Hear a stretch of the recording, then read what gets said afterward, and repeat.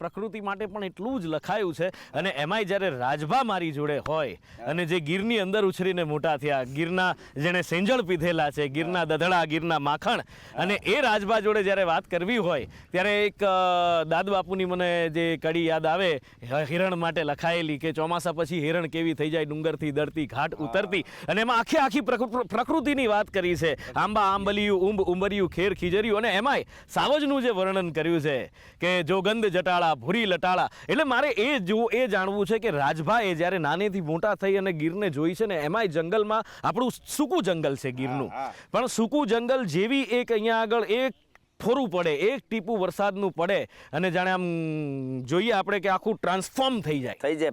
કુદરત જરાક મદદ કરે ને તો જીવન બધું ખીલી ઉઠે. અમે જીવવા તૈયાર છીએ, કુદરત તું થોડોક હાથ લંબાય. હા, તો એ તમે તમારી નજરે ગીરને ઉનાળા પછી ચોમાસાની અંદર બદલાતી કેવી રીતે જોઈ, અને એને ચારણી સાહિત્ય લોકઢાળમાં વર્ણવવું હોય તો રાજભા કેવી રીતે વર્ણવે? મેં કીધું એમ ઘણું ખૂબ લખાણું છે ગીર વિશે, પણ મારે કડી જે મેં શરૂઆતમાં એક કડી ગાય, હરિયાળી ગીર છે રૂડી અને પવિત્ર પ્રેમ ઘેલુડી.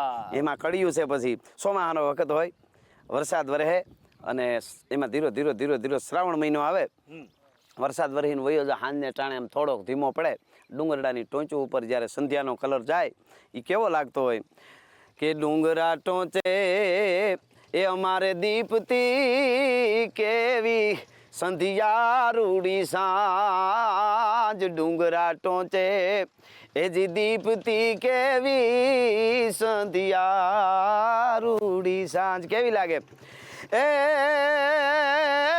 લાલ પાઘડીએ કોઈ લાડડો રૂડો, જાણવીર ઉભો વર રાજ, એના વાદળિયું વારણા લેતી, આવી જાનણીઓ જાનમાં કેતી. કેટલીય જાનણીઓ એનો વરરાજો થઈ ગયો, સંધ્યાનો કલર જાય, એ વરસાદ વરી અને પછી આ આખી ગીર છે. મેં કીધું એમ જરાક કુદરત હાથ લંબાવે તા તો જીવન જીવવા માટે તૈયાર થઈ ગયેલી એ વનસ્પતિ, એ ઝાડવાઓ અને એ ગીરના મોરલાઓ, બપૈયાઓ બોલવા માંડે. અરે બાપૈયા બાવરા આધી રાત માં કૂક, હળું હળું હું હળગતી તા તે મારી ફૂક. એ બાય કે છે મારો પતિ નથી, નોકરીએ છે અને હું વિયોગમાં હળગું છું. અરે બાપૈયો પીવું કરે. અરે બાપૈયા સાસ કટાય કે માઈ ભરું લૂણ. એ બાપૈયા હવે બોલો પીવું. શું કામે પીવું તો મારો છે, તારો પીવું કોણ? બાપૈયા સાસ કટવાય કે માય ભરી હું લૂણ, અને મુએ પીયું મારો, તાકો પીયું કોણ? તારો પીવું કોણ? અરે બાપૈયા બાવરા આધી રાત મકૂક, હળું હળગતી તા તે મારી ફૂક. એ વાતાવરણ થાય, એ પોતાના હેતુ ગમે એને યાદ આવવા માંડે, એ મળવાનો એને આનંદ આવે અને પ્રેમના પૂર ઉભરાય, અને એ એવો વખત હોય અને એ ગીરને હરિયાળી બની જાય. આ પવનથી જે જો અત્યારે ઝૂલે છે ને ઝાડવા, હજી તો થોડા કોળાણા છે, એ જ્યારે પવનથી આમ ગીરમાં હિલોળે ચડે એ કેવા લાગે એનું મેં વર્ણન કર્યું છે. સોમાનો સમય હોય ત્યારે કે વાયુ જપાટે એ અમાણે ઝાડવા ઝૂલે, ઈ હાલતા ઈ ચક લઈ. ઈ આમ હાલતા હોય એવું લાગે. કેવી રીતે લાગે? ઈ ઝૂલતા હોય કેવી રીતે લાગે? એ જમુના કાંઠે અને ઓલા જાદવા રે, જમુના કાંઠે અને જાદવા સાથે જાણે ગોપીઓ ઘૂમી રહી. એક કાન ગોપી ગમ ગતિ ગમક ઠમક પદ ઘૂગર ગમ ગમ ક્રમસમ હોત ધરા ભ્રમ ભ્રમવત વિષમ પરિશ્રમ વત ભ્રમ ખમ ખમ ગમ ગહી વિફમ ખરા ગમ ગતિ અતિ અગમ નિગમન લહત ગમ નટવત રમજમ ગમ મન મેં ઘણરાવ પટ ફરર ગરર પદ ઘૂગર રંગ ભર સુંદરી શ્યામ રમે જણન જાણન ખાણન પદ જાંજર ગોમ ધણન ગણન ગઈને. એ એક કાનનું ગોપી જે રાસ લેતા હોય એવું દ્રશ્ય ગીરના ઝાડવાનું લાગે કે એક કાનને ગોપી રાસ લેતા એમ આમ હિલોળે ચડે. તમને એમ લાગે કે રાસ લઈને આમ તાળીયું લે છે ઝાડવા. તો જમુના ને કાંઠે અને ઝાડવા રે જાણે ગોપીઓ ઘૂમી રહી. અને પછી ગાંધીગીરના હાવજડા ગાળાની માલિકો રાતે 3 વાગે 3:30 વાગે 1:30 વાગે ત્યારે ઓસિંતાની ડણક મારે. બળદેવ બાપુ કહેતા પંજા નાખતો આવ્યો સિંહ ડાલા મતો કાળ જાળ ડાઢાળો હાલિયો દેતો ડુંગરા ડણક ગન હાથિયા મૃગરા ઝુંડ હાલિયા પૃથ્વીરા માથે લાગિયા કેતારા કેતા કરેના બણક.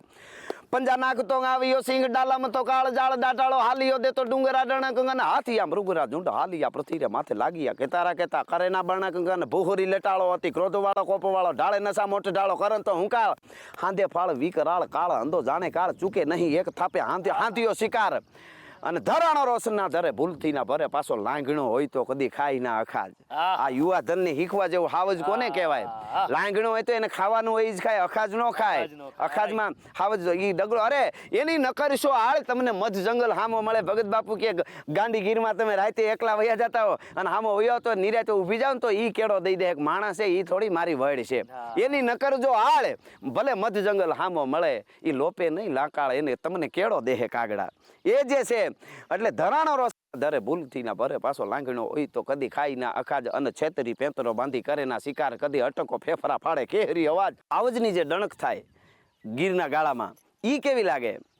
તો જાણે જશોદામાં વહેલા ઉઠીને આડોપાડોમાંથી 2-4 ગોપીઓને બોલાવી મોટી ગોળીમાં દહીં નાખી અને એમાં 2-4 નેત્રા નાખી રવાઈમાં અને સાય ફેરવા વળગ્યા હોય અને જે હું અવાજ આવે એ ગાંડીગીરના હાવજ ડણકતા અને અવાજ આવે તો એ હાવજડાની ડણકું થાતી જાણે જશોદાની છાસ ફેરાતી. એ હરિયાળી ગીર છે રૂડી પવિત્ર પ્રેમ ઘેલુડી. આ આપણી ગીર છે. આ આપણી ગીર છે. અને વરસાદી માહોલ જ્યારે ઘેરાણો હોય, જે તમે સરસ બ્રહ્માનંદ સ્વામીને યાદ કર્યા કે સરસર પર સદર અનર્તર અણસર, અદ્ભુત રચનાઓ એકથી એક પ્રકૃતિનું વર્ણન કદાચ કૃષ્ણ પછી જો કરાયું હોય આપણા સાહિત્યની અંદર તો સૌથી વધુ એ પ્રકૃતિને બિરદાવવામાં આવી છે. હા, એમાં પણ વરસાદના અલગ અલગ સ્વરૂપ, 12 પ્રકારના મેઘ અને જે રાજભા અલગ અલગ મેઘને જે વર્ણવે છે, આજે રાજભાના કંઠેથી એ સાંભળવું છે ફરી એકવાર કે કેવી રીતના અલગ અલગ પ્રકારના એ 12 મેઘ અને 12 મેઘ ભેગા થઈને જ્યારે ખાંગા થાય ત્યારે કેવો માહોલ બને. એ મેં કીધું એમ ચારણી સાહિત્યમાં, શિસ્ત સાહિત્યમાં, લોક સાહિત્યમાં એમ બધી રીતે હવની રીતે વર્ણવ્યા છે. અમે જ્યારે ગીરમાં હતા અને રાતે 12 વાગે અમારે નદી આમ વાડ થોડીક પાસે વાડની હારવાર નદી આવી ગઈ એવું લાગે, પૂર ગાંડી તૂર થઈને જતી હતી. અને પછી ત્યાં દીવા ત્યાં લાઇટું કાંઈ નહીં, દીવો વાહ્યો મેં અને પછી આમ દીવાનું અંજવાળો એમાં વીજળી કે હળાવો મારે ને ઓચિંતાની તો બધું ધોળા દી જેવું દેખાય. નદી હળુડુડુડુ ગાંડી તૂર થઈને જતી હતી, દરિયાને મળવા માટે ઉતાવળી હોય એમ. અને પછી મેં ગીત લખ્યું, 1-2 કડી યાદ આવે એ કહું કે મધરાતમાં જામી અહાડની એલી નવજોબને નદીઓ રમતે ચડેલી. મધરાતમાં જામી અહાડની એલી નવજોબને નદીઓ રમતે ચડેલી. મધરાતમાં જામી આહાડની એલી નવજોબને નદીઓ રમતે ચડેલી.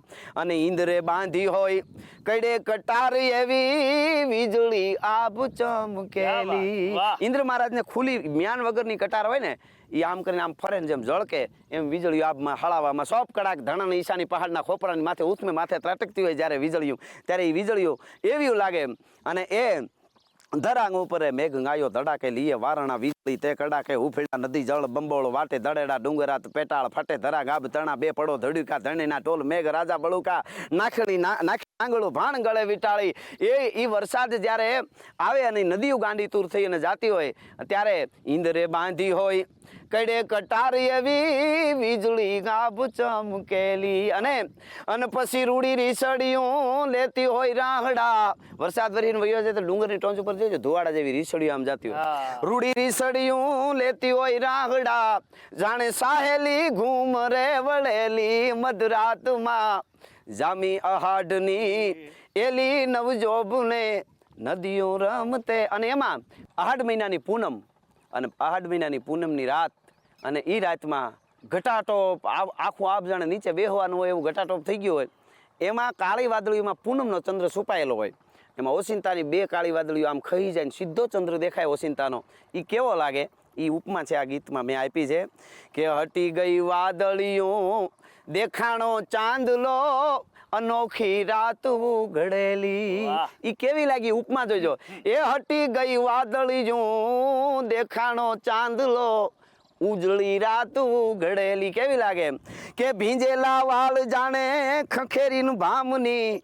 કોઈ સુંદર સ્ત્રી હોય हरी जैसी बाल वारी हरी जैसी चाल वारी हरी सी खनक वारी हरी हनी हारी है ताके हरी की सारी हरी की किनारी वाकी त्रिया के साथ इश्क नकियो को वाकी जिंदगी हकारी है उगमणो वावाय तो आथमणी नमे ओतरादो वावाय दखणादी नमे चारे दसुना वावाय भांगी भूको थी जावी थोड़ी थोड़ी माटीनी घड़ेली कोई पूतળી હોય આ ઉગતો આંબો હોય રાણનો કોળંબો હોય જૂની વાડીનો ભડકો હોય ને ભાદરવાનો તડકો હોય અને હંકેલી મુઠ્ઠીમાં હમાઈને ઉડાડો તો આભમાં જાય એવી કોઈ સુંદર સ્ત્રી પોતાના વાળને આમ લઈ અને સ્નાન કર્યા પછી અને એ આમ ખખેરીને પછી આમ કરે અને જેમ સીધું મોઢું દેખાય અટારીએ એમ ચંદ્ર બે કાળી વાદળીઓ કહીને સીધો દેખાણો હટી ગઈ વાદળીઓ દેખાણો ચાંદલો ઉજળી રાત ઉઘડેલી એ ભીંજેલા વાળ જાણે ખખેરીન ભામની હટાડી મુખથી હસેલી મધરાતમાં જામી અહાટની એલી નવજોબને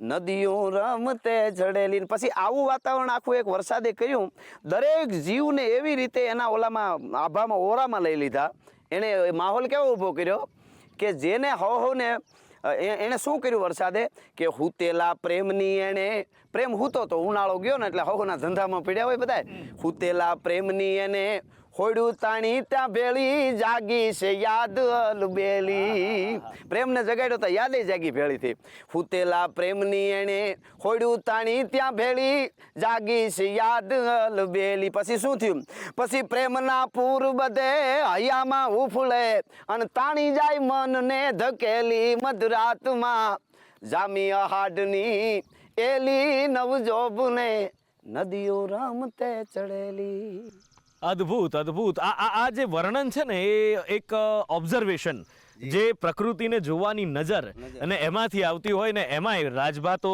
કોઈ ઇન્ક્રેડિબલ છે પણ ભગત બાપુ યાદ આવે કારણ કે કાળી વાદળડીની તમે મને વાત કરી છે અને કાળી વાદળડીથી જો આપણે વાત કરતા હોય વરસાદની અને જો ભગત બાપુને યાદ ના કરીએ કે કાળી વાદળડી તુને બીન વેર બે ઘડીક નાચી લે રંગ મોરલા પણ ઠીક છે મારે તો હવે પણ તમારા અવાજમાં સાંભળવું છે અમારે વગડામાં મોરલો બેઠો હોય ઉનાળામાં કે ને કાકરા હોત ખાઈ લેતો હોય ક્યારેક હા અને ઈ મોરલો વાઈટ જોઈને બેઠો હોય ને એને ટહકવું હોય એને ટવકો કરવો હોય પણ વાદળીઓના ઝુંડ માથે જ્યારે નીકળવા માંડે અને ઈ ગીર હજી આમ પાંખી હોય હજી તો હજી પહેલો મેં હજી વરીહો હોય એટલે એમાંથી ઓચિંતાનો રૂપાળો મોરલો જ્યારે દેખાય અને મોરલા તું આવું રૂપ ક્યાંથી લાવ્યો આપણે ત્યાં ભજનોમાં કીધું ને ઈ મોરલો દેખાય એટલે વાદળીઓ હાલતી એક વાદળીની નજર પડી એ કાળી વાદળીની નજર પડી કે અમે આમ થતી આમ આગળ જતા જીવન વિખાઈ જવા સિવાય કાંઈ છે નહીં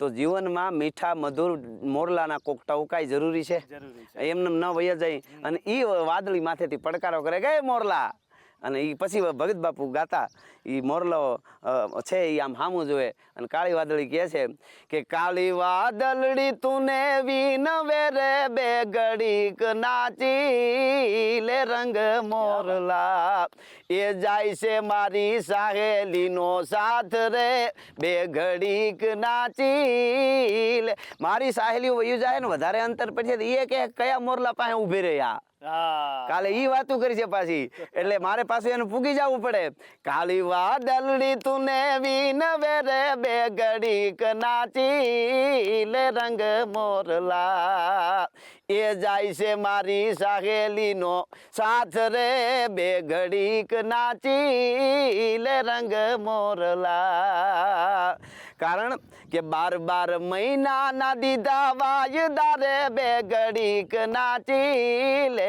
રંગ મોરલા હવે માની જાને કળાયલ મોર રે બે ઘડીક નાચી લે ને રંગ મોરલા એ નાચે નદીઓને નાચે ડુંગરા તું રંગ ભર નાચી લે રંગ મોરલા આ નદીઓ નાચવા માંડી છે આ ડુંગરા નાચતા હોય એવું લાગે છે તો તું થોડું પછી મનાણો ઈ કળાયલ મોર રે આ રંગ ભર નાચે શેરે રંગ મોરલો, અને આભે ઢોલીડા ઢબુકી આભે ઢોલીડા ધડુકિયા રે રંગ ભર નાચી લેને રંગ મોરલા, એ વાગે રૂડા વાવડા કેરા સુર રે રંગ ભર નાચી લે રંગ મોરલા. આ ગીત છે ભગત બાપુએ લખેલું, કાગ બાપુએ લખેલું. એના ઘણા બધા વર્ઝન મેં સાંભળ્યા છે, આપણે ઘણા બધા ગાયકોએ ગાયા છે. પણ રાજભા, પ્રકૃતિની વચ્ચે બેઠો છું, ગીરમાં બેઠો છું, અને બહુ સાચું કહું કે કાગ બાપુની એક ઓરિજિનલ એ કેસેટ એ મેં સાંભળેલી છે. અને એ પછી આજે મને અનુભૂતિ થઈ કે જાણે ખરેખર ભગત બાપુને સાંભળતા હોય, અથવા તો એમણે જે ગાયું છે એ કોઈ નિભાવતું હોય, તો એ આજે તમારા કંઠે મજા આવી છે. અને એનું એક કારણ છે ને, કારણ કે આપ બંનેનું જે ગીર સાથેનું જોડાણ, એ પ્રકૃતિ સાથેનું જોડાણ, અને ભગત બાપુની તો કદાચ વાત કરવા જઈએ તો જન્મારો નીકળી જાય. અદ્ભુત અદ્ભુત.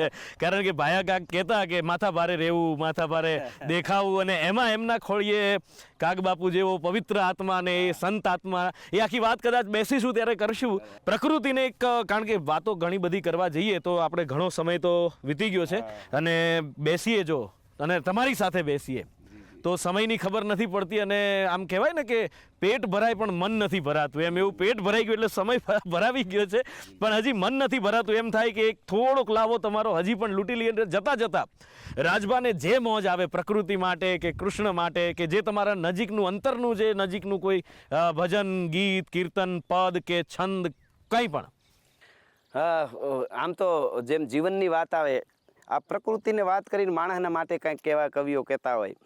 પાણાને સંબોધીને કહે, મકોડાને સંબોધીને કહે, કોઈ પણ પ્રકૃતિ મૂળ જીવન મૂલ્યની વાતો પ્રકૃતિ સાથેથી લઈ અને માનવ જીવનના ઘડતર, કારણ કે એને પ્રકૃતિ બધી એની રીતે ખીલે છે. પ્રકૃતિ બધી જેમ ભગવાન ખીલાવે એમ ખીલે છે, ભગવાન જીવાડે એમ જીવે છે, માણસ એક જ આડો જીવે છે. એટલે મૂળ મૂલ્યો બધા એનામાંથી છે.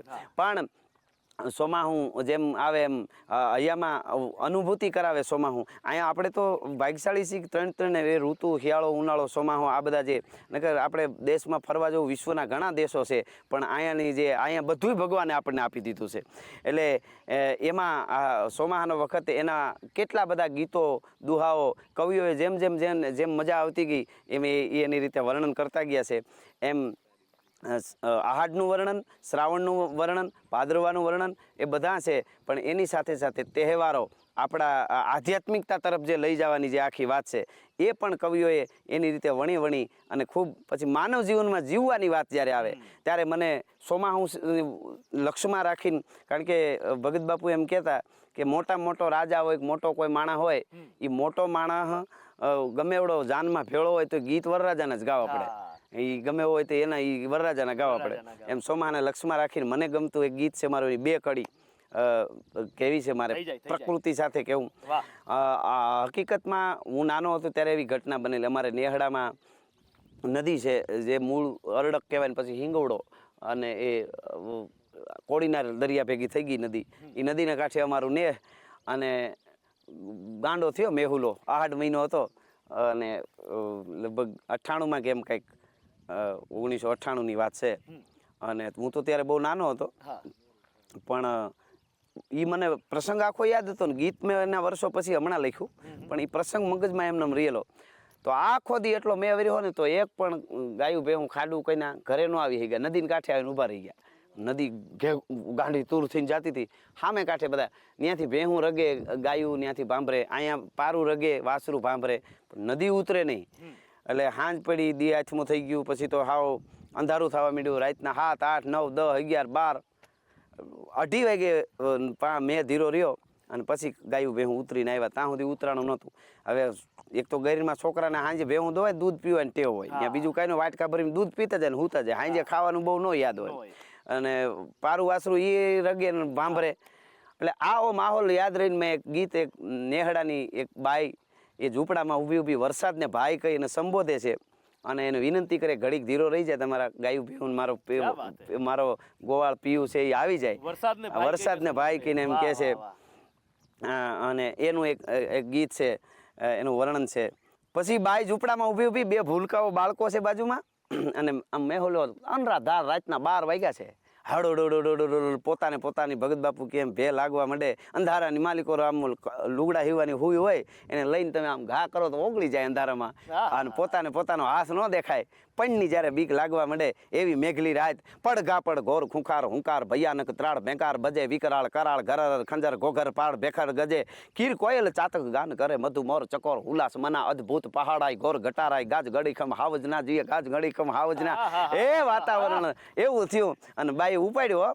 શું કે છે કે મધરાતમાં જામી અહાડની એલી નવજોબને નદીઓ એવો મેલ જ્યારે જામ્યો હતો. અને એ વખતે એ બાઈ એમ કે છે કે મધરાતે ગાતી ગોવાલણ ગીતડા. એકલી ઊભી ગાય છે, બે ભૂલકાઓ છે. શું ગાયને કે છે? મધરાતે ગાતી ગોવાલણ ગીતડા નદીએ આવ્યા પૂરવું ઢાળા લોટ રે એ મેહુલી આવી રા લઈ જા એ વિહામો તું ને વિનવું ઘડીક લઈ જા ને વિહામો તને વિનવું. શું કામે? મારા સાહેબે એ હામે કિનારે ખાડું રોકિયા. મારો સાહેબો મારો પીયું હામે કાંઠે ખાડું રોકીને ઊભો છે કે મારા સાહેબે રે ખાડું કિનારે ખાડું રોકીને. અને નદી છે ને, આજ નદીઓ રે હાલી પીયું ને મળવા. ઈ એના પીયુંને મળવા ગાંડી થઈને જાય છે. એટલે એને હટાણે કઈ ભાન ન હોય. ઈ તો ગમે ભેહું મારો સાહેબો પડે તો બધાને લઈને વહી જાય દરિયામાં. એને એનો પીયું સિવાય કઈ નથી દેખાતો હટાણે. એટલે નદીઓ ગાંડી થઈ પીયું ને મળવા નથી એને માનવીઓના મૂલ રે. ઈ તો મારી નાખે. એ મેહુલી આવી રા લઈ જા એ વિહામો તું ને વિનવું ઘડીક લઈ જાને વિહામો તને વિનવું. ને એક કડી શું કે છે? વધારે તો મારે ઉપાધિ ઈ છે અત્યારની ભાષામાં જે કે ટેન્શન. એટલી બાઈ હજી ગાતી હતી ને તો સામે કાંઠે થોડોક દૂર 1 કિલોમીટર એટલે 5-10 ખેતરવા હાવજે ડણક દીધી હાદુળાયો. અવાજ આવ્યો તો બાઈ થોડીક બી ગઈ. ઘણાને વિચાર થાય કે ઝવેરચંદ મેઘાણી લખે છે કે ચારણ કન્યા 14 વર્ષની હાવજને ભગાડી દે. તો આ બાઈ ઝૂંપડામાં બી નહીં. શું કામ? એને બીક શું લાગી? શું કામે બી ગઈ બાઈ ખબર? નદી ગાંડી તૂર છે, ખાડું સામે કાંઠે ઊભા છે, હાવજે સામે કાંઠે આગો ઊંક્યો છે. એ ન્યા આવે તો ભેહું નહીં પણ ગાયું ભડકીને ભાગે. તો એમાં એક ગોરી ગાય છે મારી, એને મારી નાખે. મારા આડી નદી છે એટલે હું ન પૂગી શકું, નકર તો જડબાન જાલી લઉં હાવજને. એટલે એને બીક લાગી. એટલે બાઈ કે છે કે ડુંગરાની ગાળીએ ખાધુડા ડણ ક્યાં ઓલા ડુંગરાની એ ગાળીએ હાવજડા ડણ ક્યાં. એ વરસાદ ઈ મારી નાખે મારી ગોરલી વાલી ગાયને એ મેહુલી આવી રા લઈ જા એ વિહામો તું ને વિનવું. આવા મધરાતે ગાતી ગોવાલણ ગીતડા. ક્યાં બાત હે, ક્યાં બાત હે. અદ્ભુત વર્ણન છે. અને એમાંય તમારા કંઠે જ્યારે સાંભળવાની વાત આવે, કંઠે જ્યારે એ ગવાતું હોય તો એમ થાય કે આ પૂરું જ ના થાય. સમય જાણે રોકાઈ જાય. આજે એ સમયને હું હંમેશા જ્યારે પણ કોઈ પણ કાર્યક્રમ હોય તો એમ કહું છું કે સમય આપણા સૌથી ઉપર છે જ્યારે હું એનું સમાપ્તિ કરતો હોઉં ત્યારે. પણ આજે એવું કહેવાનું મન થાય છે કે સમયને કહેવાનું મન થાય છે કે ભાઈ આજે તું રોકાઈ જા બાપ. કારણ કે આજે રાજભાના કંઠે સાંભળતા અમને મન નથી ભરાતું. પણ એક વાત છે કે અહીંયા આપણે પૂર્ણ વિરામ નથી મૂકતા. અહીંયા આજે આપણે અલ્પ વિરામ મૂકીએ છીએ કારણ કે સમયને માન આપવું પણ જરૂરી છે. એટલે અલ્પ વિરામ અહીંયા મૂકીએ છીએ. પણ રાજભા પાછા આપણે ભેગા થાશું અને પાછા આપણી ગુજરાતની આ જનતા છે, ગુજરાતની પ્રજા છે, ગુજરાતના ભાઈ બહેન માવડિયું છે, એમને પાછા મોજ કરાવશું. પણ આપણે જે સમય કાઢ્યો અને ખાસ અમારી સાથે આ ગાંડીગીરની અંદર આવ્યા એ બદલ ખૂબ ખૂબ આભાર. Thank you so much. Thank you so much. Thank you so much.